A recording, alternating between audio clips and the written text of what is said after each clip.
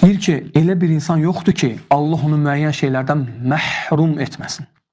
Bütün insanlar. Allah hidayət verib, filan şey verməyib. Allah sağlamlıq verib, pul verib, amma hidayət yoxdur. Allah akbar. Və yaxud, Allah müəyyən şeylər verib, müəyyən şeylər verməyib. Deyir, bax, وَأَمَّا بِنِعْمَةِ رَبِّكَ فَحَدِّسِ Deyir, mövcudlar var, nə var?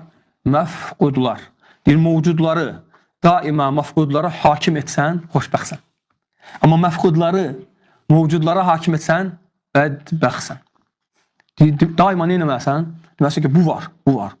Amma varlardan danışmalısan. Olan şeylərdən. Yoxlardan danışmamalısan. Yoxlardan danışmamalıyıq. Yoxlar yoxa çıxmalıdır. Yoxları yox etməliyik. Deməliyik ki, yoxlar yoxdur, əlhamdülillah. Allah xeyir bilməyib ki, verməyib. Amma varlar bizdə nə olmalıdır? Var, bu var, əlhamdülillah, bu var, xoşbəxtsən. Allah akbar. Həqiqətən gör, nə qədər şey var məndə. Amma mənim filan maşınım yoxdur. Mənim belə-belə evim yoxdur. Mənim belə-belə övladım yoxdur. Mənim belə-belə yoldaş, mənim belə-belə valideynim, mənim belə-belə pulum, o birisi, bu birisi. Səndə heç nə yoxdur ki, bədbəxtsən ki. Amma əlhamdülillah ki, gözüm var. Əlhamdülillah sağlamam. Əlhamdülillah yuxudan özüm dura bilirəm.